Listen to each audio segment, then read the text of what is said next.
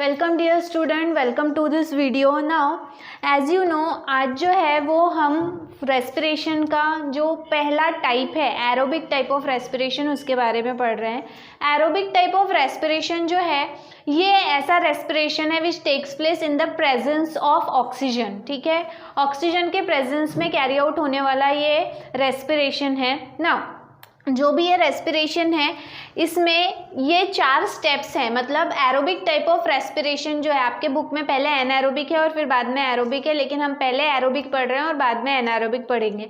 Aerobic type of respiration जो है it is carried out in 4 step. ठीक है, glycolysis, breakdown of pyruvate, Krebs cycle and ETS cycle. ठीक है, जिसमें से ईटीएस साइकिल जो है actually it is not a separate step but it is part and parcel of each and every step. वो कैसे, उसके बाद में जब हम ईटीएस के बारे में पढ़ेंगे तब आपको समझ में आएगा। लेकिन अभी जो है वो आपको इतना ध्यान में रखना है कि एरोबिक टाइप ऑफ रेस्पिरेशन में ये स्टेप्स होती हैं। ठीक है, जिसमें आज जो है वो हम सबसे पहले ग्लाइकोलिसिस के बारे में पढ़ने वाले हैं। नाउ ग्लाइकोलिसिस जो है ये एक ऐसा पाथवे है which is common for both aerobic and anaerobic. ठीक है, तो ये क्या है, एक कॉमन पाथवे है। It is what, common pathway. ये एक कॉमन पाथवे है। ठीक है, जिसमें अब कॉमन क्यों है, क्योंकि इस पर्टिकुलर पाथवे में ऑक्सीजन की ज़रूरत नहीं होती। ग्लाइकोलिसिस की जो प्रोसेस है इसमें ऑक्सीजन की यूज़ नहीं होता ऑक्सीजन, इसीलिए ये जो स्टेप है ये एरोबिक रेस्पिरेशन में भी देखने मिलेगा और एनारोबिक टाइप ऑफ रेस्पिरेशन में देखने मिलेगा। ठीक है, दोनों ही जो प्रोसेस है इनमें पहली स्टेप है ग्लाइकोलिसिस, चाहे वो एरोबिक हो या एनारोबिक हो। The first step is glycolysis. ना ग्लाइकोलिसिस की जो प्रोसेस है ये ग्लाइकोलिसिस, सबसे पहले ग्लाइकोलिसिस ये वर्ड का मीनिंग समझ लो। ग्लाइकोलिसिस में ग्लाइको मतलब होता है ग्लूकोज एंड लिसिस मतलब होता है ब्रेकडाउन। ठीक है, सो ग्लाइकोलिसिस की जो प्रोसेस है इस प्रोसेस के दौरान ग्लूकोज मॉलिक्यूल का ब्रेकडाउन होता है। ठीक है ना, अगर हम देखें तो it is the reversal of Calvin cycle. जो हमने कैल्विन साइकिल देखा था फोटोसिंथेसिस में C3 पाथवे, उसको अगर आप उल्टा कर दोगे तो वो पूरा जो है वो क्या बन जाएगा, आपका ग्लाइकोलिसिस बन जाएगा।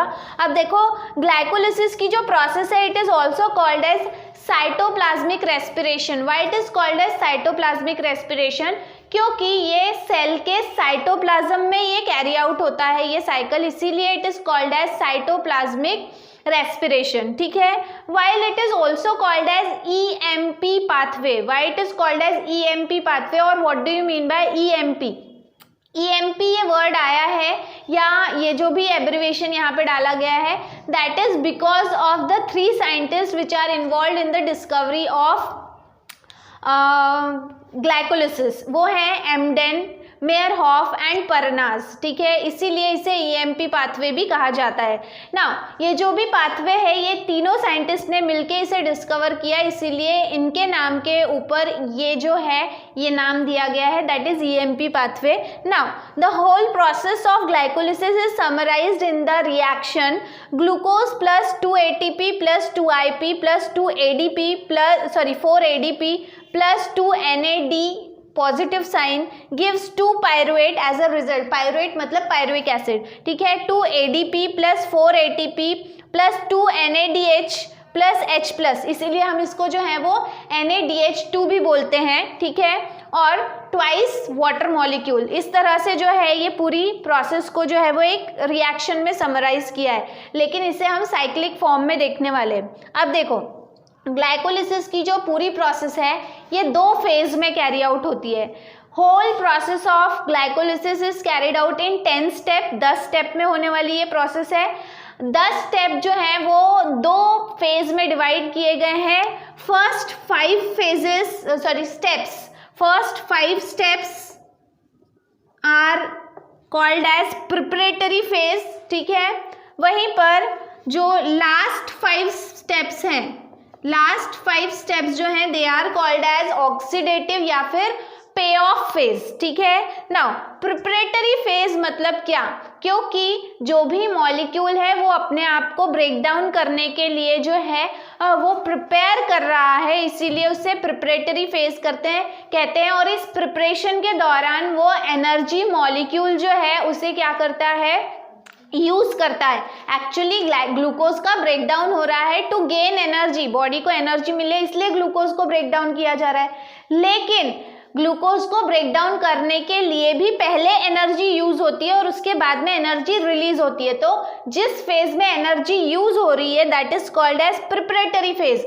वहीं जिस फेज में एनर्जी मॉलिक्यूल्स रिलीज हो रहे हैं those are called as oxidative phase या फिर पे ऑफ फेज, मतलब सूद समेत इंटरेस्ट के साथ में वो एनर्जी मॉलिक्यूल्स जो हैं वो रिलीज कर देना। ठीक है ना। ग्लूकोज मॉलिक्यूल जो है ग्लाइकोलिसिस में, अब देखो हमको ये 10 स्टेप्स में कैरी आउट होने वाली ये प्रोसेस है। Each and every step is carried out under the influence of a particular enzyme. हर एक स्टेप में एंजाइम का इस्तेमाल हुआ है और उस एंजाइम के प्रेजेंस में ही ये स्टेप हो रही है। ठीक है ना।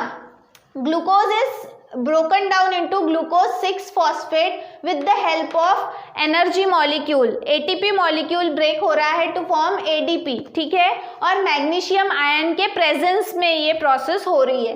देन इसके बाद में glucose 6-phosphate is broken down into fructose 6-phosphate। यहाँ पे डबल एरो इसलिए दिखाया है क्योंकि glucose is isomer of fructose. तो सिर्फ ग्लूकोज ने अपना स्ट्रक्चर चेंज किया और वो क्या बन गया, fructose. The whole process is catalysed by the presence of phospho hexo isomerase. ठीक है, हेक्सोज आइसोमरेज। देन इसके बाद में fructose 6-phosphate is broken down to form fructose 1,6-डाइफॉस्फेट। ये 1 कहाँ से आया, फ्रुक्टोज 6-phosphate में एक ही फॉस्फेट था 6वें पोजीशन पे। पहली पोजीशन का जो फॉस्फेट है वो कहाँ से आया, बिकॉज अगेन यहाँ पे एक ATP मॉलिक्यूल ब्रेक हुआ और उसमें से IP जो निकला वो फर्स्ट पोजीशन पे लग गया। ठीक है। देन इसके बाद में इसे क्लीवेज कहते हैं। ये जो नेक्स्ट स्टेप है इसे क्लीवेज कहते हैं। फ्रुक्टोज 1,6-डाइफॉस्फेट is broken down into 2 substances. 2 substance में ये डिवाइड हो रहा है। एक है 3PGAL, आपके बुक में इसका फुल फॉर्म दिया है, दैट इज 3-फॉस्फोग्लिसराल्डिहाइड। आपके बुक में ग्लिसराल्डिहाइड 3-phosphate ऐसा दिया है। That is the new way of giving name to a compound. ठीक है, तो यहाँ पे 3-फॉस्फोग्लिसराल्डिहाइड के साथ में DHAP मतलब डाइहाइड्रोक्सी एसीटोन फॉस्फेट भी फॉर्म हुआ है ना।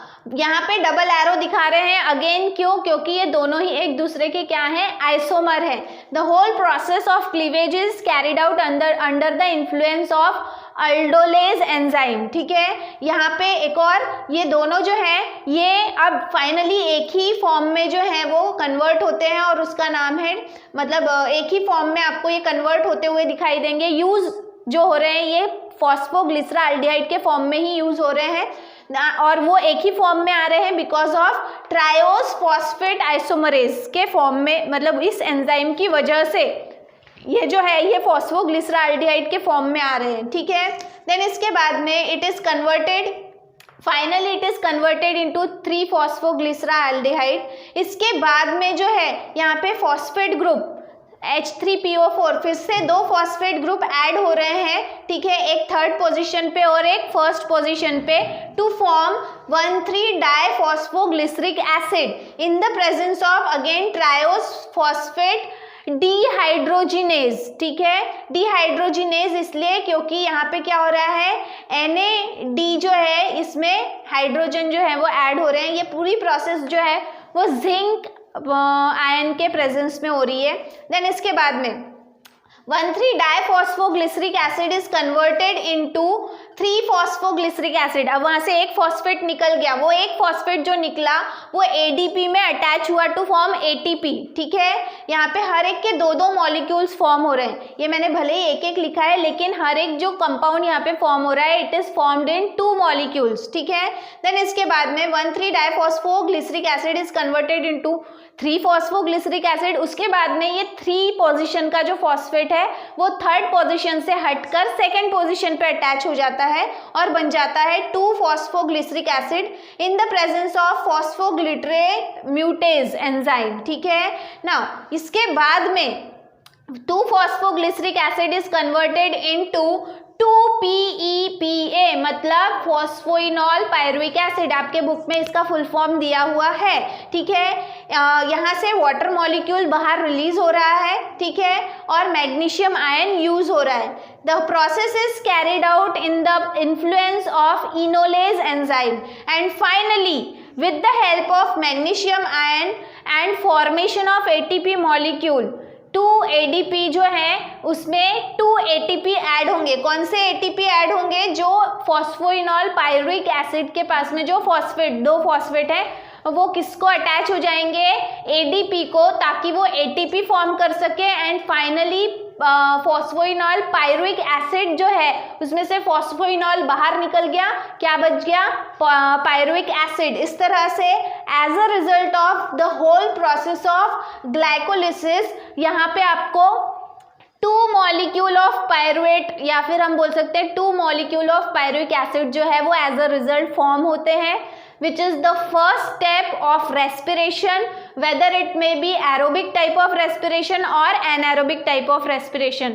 दोनों ही टाइप की जो रेस्पिरेशन है उसका ये पहला स्टेप है। ये कॉमन स्टेप क्यों है? क्योंकि इस स्टेप के लिए कहीं पर भी ऑक्सीजन का इस्तेमाल नहीं होता। The whole process is carried out in cytoplasm, that is why it is also called as cytoplasmic respiration. while the process or cycle was discovered by 3 different scientists, Emden, Meyerhoff and Parnas, that is why the cycle is also called as EMP pathway, ठीक है। Glycolysis का main purpose क्या है? Glucose का break down करना, इसीलिए उसे glycolysis कहा जाता है। ग्लाइको मतलब ग्लूकोज एंड लिसिस मतलब ब्रेक डाउन, ठीक है। To form 2 molecules of pyruvic acid, उसके रिजल्ट, उसके ब्रेक होने के बाद में क्या आपको मिलेगा? 2 मॉलिक्यूल्स ऑफ पायरुविक एसिड। अब जो नेक्स्ट स्टेप है that is break down of that pyruvic acid. जो भी पायरुवेट तैयार हो रहा है उसका ब्रेक डाउन होगा और उसके बाद में immediately that will enter into Krebs cycle, that we are going to see in our next video, ठीक है। तो आज के इस वीडियो में जो है वो हमने ग्लाइकोलिसिस के बारे में देखा, which is the first step. इसके बाद का जो है that will see in our next video. Till then, thank you very much.